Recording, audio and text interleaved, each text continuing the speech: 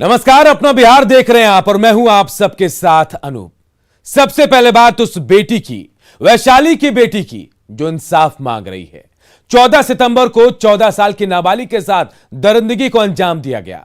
अपराधियों ने उस मासूम को मौत के घाट उतारने से पहले उसके हाथ पैर तक तोड़ दिए। जिस्म पर नाम मात्र के कपड़े छोड़े गए थे। और आज 19 सितंबर है। वारदात के 5 दिन बीत गए हैं, लेकिन पुलिस के हाथ अब भी खाली हैं। और ऐसे में जनता नाराज है और प्रशासन सवालों के घेरे में। साइकिल और बैग की बरामदगी नहीं की गई है, इसीलिए हम लोगों में आक्रोश भी है। दुनिया के पहले गणतंत्र में भड़का है आक्रोश। और रक्त का वहाँ पर समावेश मिला है। प्रशासन के खिलाफ जनता में जबरदस्त रोष।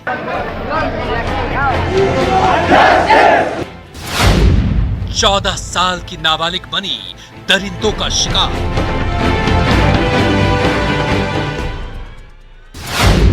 गुजर गए 5 दिन, नहीं कोई गिरफ्तार।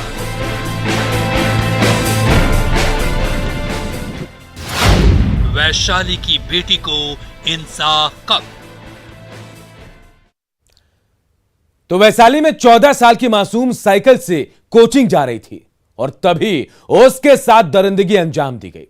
ग्राउंड जीरो पर जब हमारी टीम पहुंची तो नाबालिग से बर्बरता के सबूत चीख चीख कर गवाही दे रहे थे कि किस कदर दरिंदों ने मासूम के साथ ज्यादती की हो।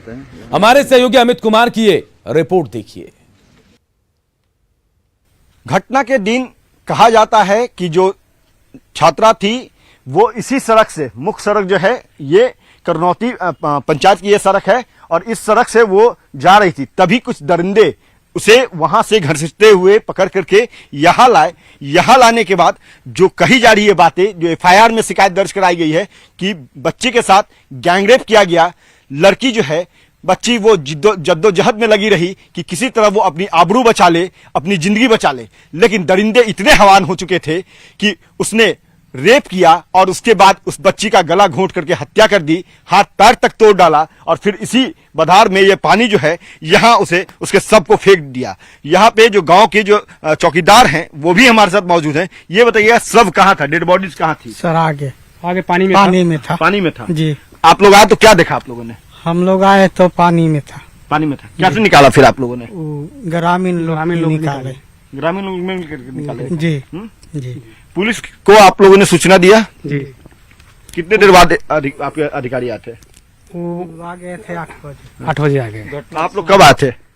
हम लोग तो थोड़ा अलग थे। जैसे यहाँ जो चौकीदार हैं यहाँ के, वो अभी नहीं है, वही बताते, वो लाश वही लोग निकाले हैं, उन्हीं को सामने में निकला है लाश। उसके बाद हम लोग बांध टूटा हुआ था, वहाँ ड्यूटी था। उसके बाद सब पोस्टमार्टम हमारा हो गया है तो वहाँ से हम लोग आए। क्या नाम है आपका? बलिंदर पासवान। आपका? उपेंद्र पासवान। तो ये बलिंदर है और उपेंद्र है, ये दोनों जो हैं बता रहे हैं कि लड़की जो है वो जिंदगी को बचाने की जद्दोजहद में लगातार जुटी रही। जिस तरह से छत बिछत जो है अवस्था में लड़की का शव जो है वो निकाला गया और उसके बाद ये आशंका जताई गई कि लड़की के साथ गैंग रेप हुआ है। देखिए, हम कुछ तस्वीर भी दिखाते हैं। ये वो रास्ता है जहां से लड़की को घसीट करके लाया गया था। यहाँ केले के जो थंब हैं वो पूरे तौर पे चिकने हो चुके हैं। लड़की हाथ पैर जरूर खींच रही होगी, क्योंकि अमूमन जो आबरू बचाने की जद्दोजहद होती है, जो तस्वीर होती है, वो इस तरह की तस्वीर जो है वो देखी जाती है। जब दरिंदे जो है हैवान हो चुके थे तो लड़की अपनी आबरू बचाने के लिए यहाँ पे जद्दोजहद में जुटी रही और वो हालांकि जिंदगी की जंग हार गई। और फिर अब ये पूरा मामला जो है वो पुलिस के जांच के दायरे में आ चुका है। स्थानीय पुलिस कहती है कि जांच कर रहे हैं, जिले के अधिकारी कहते हैं हम जांच करवा रहे हैं। सबसे अहम बात और बड़ी बात यह भी है कि इस जिले के जो जिलाधिकारी हैं वो भी एक महिला है। तो ऐसे में जो पीड़ित परिवार के लोग हैं वो ये आस लगाए बैठे हैं कि जिलाधिकारी जो हैं, चूंकि महिला हैं तो इनके दर्द को समझेंगे और जो जिले के पुलिस कप्तान हैं वो भी न्याय जरूर दिलाएंगे, जल्दी दिलाएंगे। फिलहाल पुलिस जांच कर रही है और पुलिस का कहना है कि जांच के बाद ही तस्वीर साफ हो पाएगी। लेकिन पुलिस पर एक सवाल यहाँ यह भी उठता है कि आखिर 4 दिन बीत जाने के बाद भी एक भी अपराधी जो है वो पुलिस के गिरफ्त में क्यों नहीं आया? खानापूर्ति के नाम पर कुछ लोगों को हिरासत में लिया गया है। पुलिस कहती है कि पूछताछ की जा रही है। तस्वीर कब तक साफ होगी इसका इंतजार करनौत पंचायत के सभी सदस्यों को है, पीड़ित परिवार को है, बिहार के आवाम को है कि आखिर वो कौन दरिंदे हैं जिन्होंने ये हैवानियत की। कैमरा पर्सन दीपक के साथ अमित कुमार, न्यूज 18 जंदाहा। अब जरा सोचिए, एक पिता पर क्या बीत रही होगी जिसने अपने मासूम बेटी का अपने हाथों ही अंतिम संस्कार किया हो। इस दुख की घड़ी में एक पिता शासन प्रशासन से मांग कर रहा है कि उसकी बेटी तो चली गई, लेकिन इस घटना से सबक लेते हुए प्रशासन ऐसा माहौल बनाए जिससे कि बेटियां सुरक्षित रह सके। हमारे साथ मौजूद हैं उस बच्ची की पिता जिसको दरिंदों ने अब इस दुनिया में नहीं रहने दिया। बात करते हैं इनसे। ये बताइएगा कि आपकी बच्ची की निर्ममतापूर्वक हत्या हुई है, न्याय चाहिए। अभी जो पुलिस की जांच हो रही है उससे कितने संतुष्ट है और क्या घटनाक्रम हुई थी?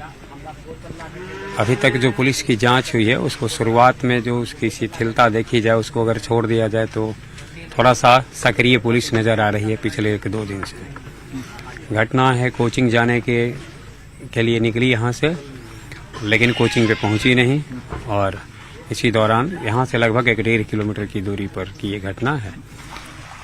नेक्स्ट डे होकर के लाश एक चौर में मिली थी। किसी पे शक, कोई संदेह? जी नहीं, किसी तरीके का कोई संदेह किसी प्रकार का मेरा कोई इस तरीके का था नहीं, और न उस बच्ची का कुछ इस प्रकार के था जिससे कि ये किसी पर हम शक शंका कर सकें। आप सदैव जो है बच्चियों को आगे बढ़ाने की बात करते रहे हैं, जैसा कि यहाँ के लोगों ने भी बताया है। आज आपकी बच्ची के साथ जो घटना हुई है, यही सी बात है कि इस दर्द को कोई बांट नहीं सकता, बयान नहीं कर सकता, लेकिन फिर भी पुलिस से, शासन से, प्रशासन से क्या चाहते हैं? कब तक क्या चाहते हैं? एक भय का वातावरण बन गया है और अंदर में डर बैठ गया है बच्चियों का। सवाल एक मेरी बेटी के चले जाने से खत्म नहीं हो जाता है, ये डर खत्म हो हर बेटी के दिल से। ये व्यवस्था अपेक्षा करते हैं हम सरकार प्रशासन दोनों से कि डर और कुंठा के वातावरण में हर बेटी जो न जाए, खास करके ग्रामीण क्षेत्र, बाजार क्षेत्र।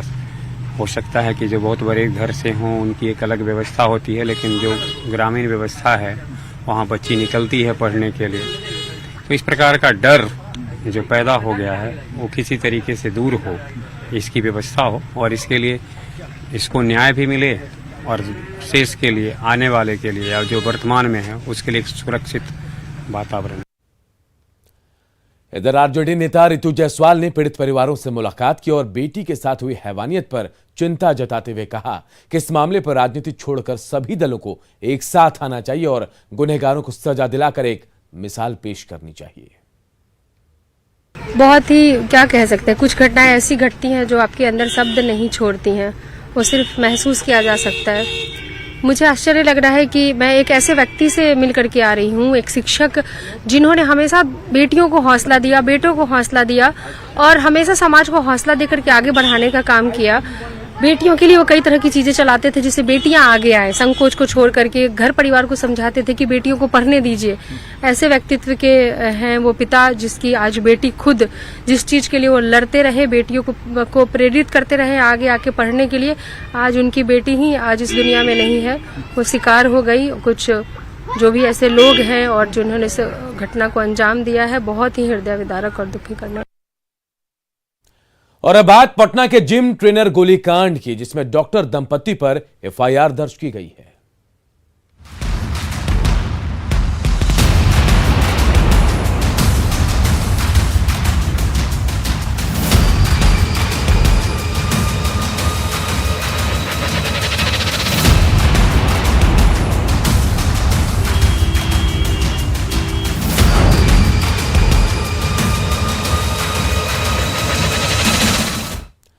पटना के जिम ट्रेनर गोलीकांड में घायल जिम ट्रेनर विक्रम सिंह के बयान पर एक डॉक्टर राजीव सिंह और उनकी पत्नी पर एफआईआर दर्ज की गई है।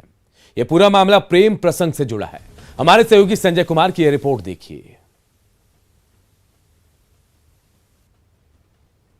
राजधानी में जिम ट्रेनर विक्रम सिंह को गोली मारने के मामले में नया मोड़ आ गया है। जो घायल हैं विक्रम सिंह, उनके बयानों के आधार पर पटना पुलिस ने इस पूरे मामले में एक पॉलिटिकल पार्टी से जुड़े नेता और डॉक्टर राजीव सिंह और उनकी पत्नी खुशबू सिंह के खिलाफ केस दर्ज करते हुए पूरे मामले की छानबीन शुरू कर दी है। जो पीड़ित हैं उन्होंने आरोप लगाया है कि डॉक्टर राजीव सिंह और उनकी पत्नी ने ही उनकी हत्या की साजिश रची है। दरअसल इस पूरे मामले में कई तथ्य जो है वो पटना पुलिस के सामने आए हैं। पटना पुलिस के जो अधिकारी हैं उन्होंने न्यूज़ 18 से बातचीत करते हुए इस मामले का खुलासा किया है कि जो मोबाइल का CDR निकाला गया है उसमें इस बात का पता चला है कि जो विक्रम सिंह हैं जिम ट्रेनर और जो डॉक्टर हैं उनकी पत्नी खुशबू सिंह के बीच पिछले 8.5 महीने में करीब 1100 बार बातचीत हुई है। दोनों देर रात भी बात किया करते थे और एक बार में 40-40 मिनट तक बातचीत हुआ करती थी। जब डॉक्टर को इस बात का पता चला तब उन्होंने जिम ट्रेनर को धमकी दी। ऐसा अपने बयान में जिम ट्रेनर ने पटना पुलिस को जानकारी दी है। उसके बाद धमकी के बाद उनके बीच जो दोस्ती थी जिम ट्रेनर और डॉक्टर की पत्नी के बीच वो लगभग खत्म हो चुकी थी, लेकिन अचानक से उन पर जब गोलियां बरसाई गई तब उन्हें यकीन हो गया कि डॉक्टर ने जो धमकी दी थी उसको उन्होंने पूरा करवा दिया। फिलहाल इस पूरे मामले में पुलिस को अंदेशा है कि विक्रम की हत्या करवाने के लिए सुपारी किलर्स की मदद ली गई है और पटना पुलिस ने इसी तथ्य को ध्यान में रखते हुए पूरे मामले की जांच पड़ताल शुरू कर दी है। पुलिस सूत्रों की माने तो फिजियोथेरेपिस्ट की पत्नी खुशबू सिंह और जिम ट्रेनर की जान पहचान के बाद उनके जो परिवार हैं उन लोगों ने इस पूरे मामले में आगे आकर दोनों को इस रिश्ते को ख़त्म करने के लिए मना किया था, लेकिन इसके बावजूद काफ़ी दिनों तक यह रिश्ता चलता रहा था और एक बार तो पूरे इलाके में हंगामा मच गया था जब डॉक्टर की पत्नी जिम ट्रेनर के आवास पर पहुंच गई थी। पटना के SSP उपेंद्र शर्मा इस पूरे मामले की खुद छानबीन कर रहे हैं और उन्होंने कहा है कि जो एविडेंस हैं और जो आरोप हैं उनके बीच पुलिस सभी तथ्यों को सुलझाने की कोशिश करेगी, लेकिन निश्चित तौर पर एक लंबे अरसे के बाद पटना में इस हाई प्रोफाइल मामले ने पटना पुलिस के सामने भी कई परेशानियां खड़ी कर दी है कि आखिरकार पटना पुलिस इस पूरे मामले का उद्भेदन कैसे और किस तरीके से कर पाती है। चूंकि जो घायल है विक्रम सिंह जिम ट्रेनर, उसने अपने फर्द बयान में डॉक्टर और उसकी पत्नी पर आरोप लगाए हैं। कैमरा पर्सन सुबेब के साथ संजय कुमार, न्यूज़ 18 पटना। मुजफ्फरपुर के नगर थाना क्षेत्र के बालूघाट मोहल्ले में केमिकल ब्लास्ट होने की बात सामने आ रही है। इस ब्लास्ट में हालांकि एक शख्स की मौत भी हो गई है। ब्लास्ट के बाद आग भी लगी। सूचना मिलने के बाद फायर ब्रिगेड की टीम और पुलिस की टीम यहां पहुंची। घटना शनिवार रात की हुई है। पुलिस ने कमरे में छानबीन करने के बाद रूम को सील कर दिया है। बिल्डिंग में रहने वाले सभी किराएदारों का बयान भी दर्ज किया गया। पुलिस ने मकान मालिक सुनील कुमार को हिरासत में लिया, थाने में पूछताछ भी की और फिर उसे PR बॉन्ड पर छोड़ दिया गया। घंटों छानबीन करने के बाद पुलिस शव की पहचान नहीं कर पाई। जानकारी के मुताबिक पुलिस को बताया गया कि 1 महीने पहले कर्पूरी नगर के सुभाष कुमार के नाम पर किराए पर कमरा लिया गया था। किराएदार ने कहा था कि बाढ़ का पानी उसके घर में घुस गया है, वो कुछ दिनों तक यहाँ रहेगा और पानी कम होने के बाद चला जाएगा। इसमें कमरा लेने वाले अपने 2 बच्चे और पत्नी के साथ रहने लगे। कुछ दिनों के बाद रिश्तेदार भी आ गए। फिलहाल पुलिस पूरे मामले की छानबीन कर रही है।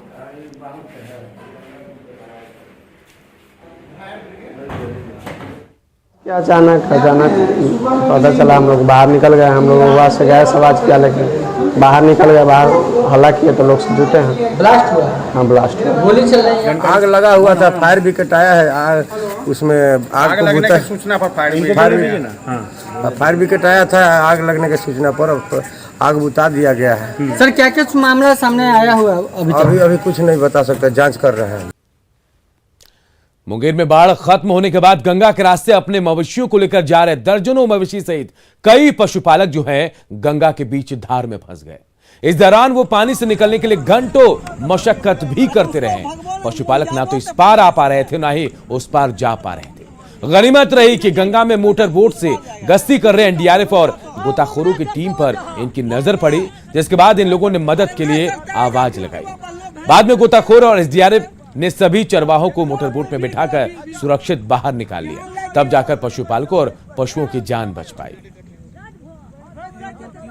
एक देखिए, कस्टरनी के नीचे बीच धार में कम से कम 30-40 जत्था में भैंस, और उस पे कम से कम 6 व्यक्ति उसको मार रहे थे और उस पार के लिए जा रहे थे।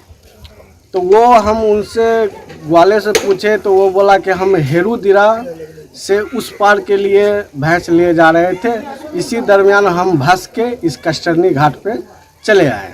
तो उसको हम NDRF के बोट के द्वारा हम उनको सबको ग्वाले को अपना बोट पर चढ़ाए और उसके बाद भैंस को हकाए। तो उसके बाद वो किनारे, जहाज घाट के किनारे सट गए। सोजी घाट में डूबा था, उसके गश्ती के लिए हम लोग नीचे गए थे पुल के नीचे, और वहाँ से जब हम लोग लौट रहे थे बहुत संख्या में ये लोग भैंस लेके आ रहा था और बीच धार में फंस गया था। ना इस पार सर सकता था ना उस पार सर सकता था। और जितने भी भैंसवार था वो लोग बहुत काफ़ी थक गया था। उसको इशारा मार रहा था कि हम लोग को बचाओ। और हम जो गोताखोर जितने थे, जितेंद्र सर था और सब तो NDRF के टीम वगैरह था, उनके बोर्ड था। और हम लोग गए उनके नज़दीकी जाके, और जो थके हुए व्यक्ति था उन लोग को सबको बोट पर खींच लिए और जानवर को सही रास्ता दिखा दिए। नदी किनारे ले जाके सब भैंस को चढ़वा के हम लोग फिर सही सुरक्षित उसको करके हम लोग फिर वापस। और एक बड़ी खबर इस वक्त समस्तीपुर में से आ रही है। समस्तीपुर में धारदार हथियार से एक युवक की हत्या कर दी गई है। जी हां, बड़ी खबर समस्तीपुर से, जहां एक युवक की धारदार हथियार से हत्या की गई है। हत्या का शव को घर के पीछे फेंका गया है। मृतक की पहचान जो है प्रभाकर कुमार के रूप में हुई है। मुफस्सिल के जितवारपुर के निजामत की घटना है। पुलिस ने घटनास्थल पहुंचकर छानबीन जो है वो शुरू कर दी है। तो बड़ी खबर इस वक्त आ रही है। देखिए, एक युवक की हत्या की खबर इस वक्त समस्तीपुर से आ रही है। युवक का हत्या जो है धारदार हथियार से की गई है और हत्या कर शव को घर के पीछे फेंक दिया गया है। प्रभाकर कुमार मृतक का नाम बताया जा रहा है। उसकी पहचान हो गई है। मुफस्सिल के जितवारपुर निमाजत की एक घटना है। पुलिस घटना स्थल पर पहुंच गई है और छानबीन कर रही है।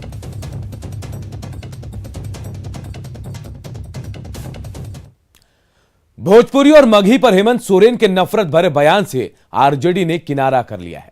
2 दिवसीय दौरे पर रांची पहुंचे तेजस्वी यादव ने कहा कि भाषा जोड़ती है ना कि तोड़ती है। इस दौरान तेजस्वी यादव ने कहा कि झारखंड में आरजेडी किंग मेकर की भूमिका में थी और उसी मजबूती को बरकरार करने के लिए वो झारखंड आए हैं। बचना चाहिए हेमंत सोरेन को इस तरीके का बयान देने से। देखिए, अब ये बयान हमने तो देखा नहीं है, लेकिन आप लोग कहें तो जरूर हम लोग देखेंगे। लेकिन कोई भी भाषा किसी का खराबी नहीं करती और सब अपनी अपनी भाषा का अलग अलग खूबसूरती, भाव, सबका अलग अलग अंदाज, तो इस पे किसी को आपत्ति जो है वो नहीं होना चाहिए। एक और बड़ी खबर इस वक्त अररिया से आ रही है। अररिया में 4 साल का अगवा बच्चा जो है उसे बरामद कर लिया गया है। अपहरणकर्ताओं ने ककड़ुआ बस्ती के पास बच्चे को छोड़ा। बताया जा रहा है कि पुलिस की दबिश की वजह से अपहरणकर्ता जो है बच्चे को छोड़कर भाग खड़े हुए हैं। भगवानपुर गांव के पास से शनिवार को बच्चे को अगवा किया गया था और इसके बाद 30 लाख रुपए की फिरौती मांगी गई थी। अपहरणकर्ताओं की तलाश में फिलहाल पुलिस की टीम जो है वो जुटी हुई है। तो तस्वीरें भी हम आपको दिखा रहे, देखिए यही वो बच्चा है जिसे अगवा किया गया था। अपहरणकर्ताओं ने अगवा किया था और 30 लाख की फिरौती मांगी गई थी। हालांकि पुलिस की दबिश के बाद जो अपहरणकर्ता है इस बच्चे को छोड़कर भाग खड़े हुए हैं। पुलिस की दबिश की वजह से छोड़ा गया, ऐसा कहा जा रहा। भगवानपुर गांव के पास से शनिवार को अगवा किया गया था बच्चे को।